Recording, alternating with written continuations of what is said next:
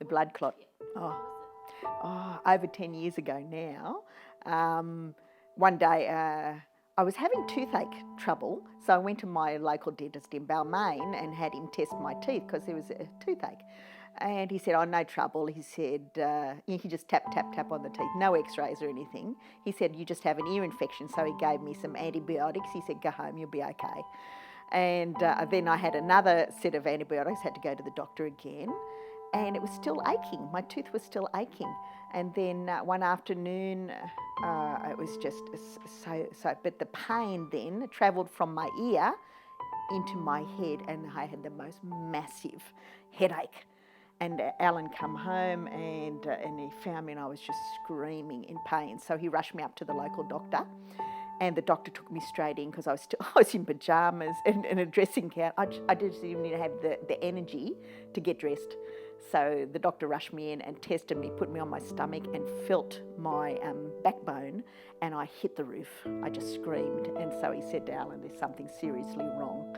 So he rang RPA Hospital and said, prepare for Mrs. Bishop, she's coming straight over.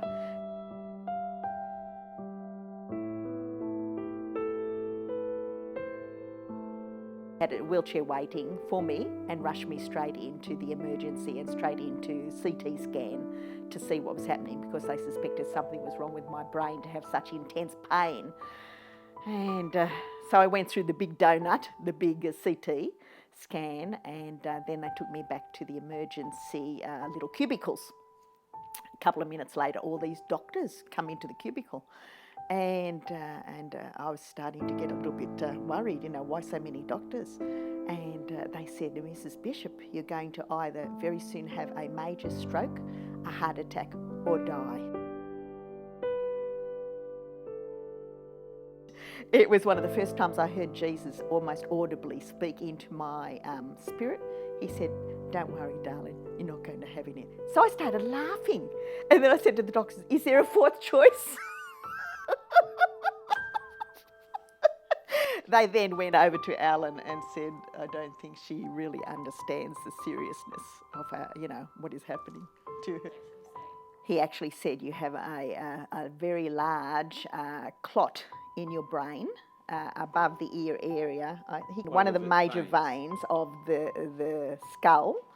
But he said it was a major clot, and they'd have to do an MRI very soon to see how big the clot was. But it's quite very serious. But it never seemed to faze me. I don't know. With just that peace of Jesus, Jesus just came and he said, "It's okay. I'm taking care of you." And they put me in a neurological ward with all these people with big cuts across their head for major tumours and things like that. It was very scary to be in the ward with 3 or 4 people, and they couldn't even speak. They were sort of, very, and it was a scary experience. But all through, I never had a stroke, never had anything. I know my daughter, my youngest daughter at the time, she was doing art in school, and she did a whole mural of her emotions that she was going through, turmoil and stuff like that. Is my mum going to live? Is my mum going to die? And different photos she did of herself. That was interesting. She had to actually paint it out, draw it out, how she was feeling. And so she was scared. I think she was scared. But then later on, seeing him in hospital, that mum was still mum, laughing and walking around and ministering. So I think that sort of calmed their fears a lot. Yeah.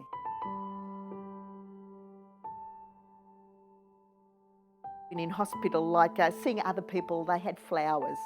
And I just had this desire in my heart. I said, oh, Lord, I'd love some flowers, like this. And the next person that came in had flowers, the next person. It ended up, the whole house here was full of flowers, 32 bunches of flowers, just all over the house. By the time I come home, it smelt like a cemetery with all the, like a mortuary, with all like a garden, okay, like a garden. And after the flowers, then I started thinking, oh, Lord, it would be nice to have some fruit, fresh fruit, because hospital food is not that good. So I wanted some fruit. And the next person came in had strawberries, the next one had some gold, kiwi gold, and then punnets of strawberries, different things that they brought in, and fruit. And I went, oh, this is so good, so much so they had to send some home for the children. And then I went, yeah, it would be nice, Lord, to have some chocolate. You would not believe the next person bought Darrowley. Then someone else bought chocolate-coated ginger, my favourite. And it just kept on chocolate. I went, he just provides for every need. But the amazing thing was, after the week in hospital, they told me to go home and you have to rest for 5 to 6 weeks. Just rest. That means no cooking. And I have 5 children. So no cooking, no cleaning, nothing. I went, oh goodness, how am I going to survive? And I can't ask anyone to cook for 7 people. So I said, Lord, you'll have to make up a roster because I'm not allowed to cook. I'm not allowed to do anything. Each day for 29 days following coming home from hospital, there was a meal delivered here at about 5 o'clock in the afternoon from all different people, friends, people from church, people from school, neighbours, but every day, except for one day. One day, we waited 5 o'clock in the afternoon and I'm waiting for the Lord to deliver, and I went, oh, the roster must have ended. This is like after 10 days. So I got some pies out of the freezer, got the kids some pies and stuff. Then I heard ding dong on the, about 7 o'clock at night. And this lady come in, she said, oh, I'm so sorry, I was supposed to bring this earlier, but she said the children and everything. And so she had this big casserole ready. So I said, that's okay, I'll have it tomorrow night. The next night, so I'm heating up this casserole, then someone come at 5 o'clock. So I had 2 meals the next night. So it was crazy. But that's, Jesus thinks of the finest detail of what your needs. He said, I will supply all of your needs according to my riches and glory. So he knew my needs at that time and he supplied them. And he healed me in the same instance. He was healing, all the time healing. After about 5 weeks, I went back to school, teaching again, and I felt fine. But from that, because the infection went through from the wisdom tooth through my ear canal into the brain, it actually weakened my skull, and about 6 months after that, someone crashed into me and actually shattered the skull in that place.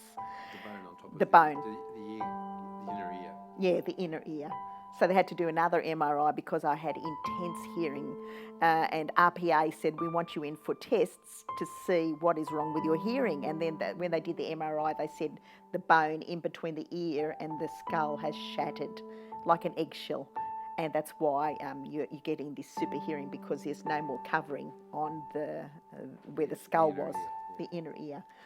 So then I had Superman hearing, which was terrible because I couldn't laugh. I couldn't go to church, hear music, anything, and it was hell. It was hell on earth. And so we prayed for healing and had different people pray for healing for this. And it went on for a few weeks and I had to wear earplugs. And being a music teacher at school with percussion band, it was terrible. So I had to have earplugs in the class while I'm doing percussion band teaching stuff. It was just awful. I said, Lord, I can't live like this. I can't laugh. Every time I laugh, it kills me. So I laugh. And I'll go, no. So it was a terrible time. Yeah, simple. Yeah. But in all of that, the Lord was, he was preparing for a supernatural healing. And this one particular Friday, a little girl in year 2 come up to me and said, Mrs. Bishop, she said, is your ear healed yet? I said, no, Jesus is healing it. She said, oh, that's funny because Jesus told me he's going to heal you today. And I went, oh, that's lovely, darling. That's really lovely. On a Friday, at recess, I'm going, oh, that's lovely, darling. That's beautiful. That Friday night, I was invited to a healing meeting at a church that I'd never been to before, and it was an unusual church. But at the end, I went out for prayer. And as soon as I was standing there, I found my knees were shaking, my body shaking. I said, what is happening? And the man come near, the man that was preaching, and he actually held his hand up. And as he held his hand up, I just felt something push me over. He wasn't even near me. He's like 6 foot away, put his hand up, and I felt myself being thrown backwards in the air. And someone caught me and lowered me to the ground. And then I felt electricity going right through my body. So I laid there for about 10 minutes, and this electricity was going all through my body. And I went, I didn't know what was happening. But I went, I'm not getting up while I'm feeling like this, because it felt very strange. And then the electricity subsided, and I stood up. I was healed. No more hearing, no more intense hearing. Instant healing. Within 10 minutes, healed. So amazing. Amazing. And after a year, so who knows when the Lord healed it, but for 1 year I had to wait for the MRI. But when they did that last MRI, he said completely clear. Also, when I had the thing with the skull and the hearing, they did an MRI then to see what was happened. That's when they found the skull was shattered. And they said, this is irreparable. This will never be healed. They said, the choice you have, though, they can actually cut the skull and lift it off and put a plastic piece in between where the other part shattered. But he said it isn't a dangerous operation. And I said, I think I'll go home and pray about that one. So I never had to have that operation. So that was amazing. So irreparable, but irreparable is still he said it repairable. never heals naturally.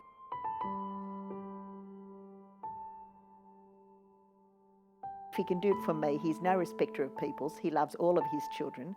So say, if you're one of Jesus's, he'll do the same for you. Just trust in him.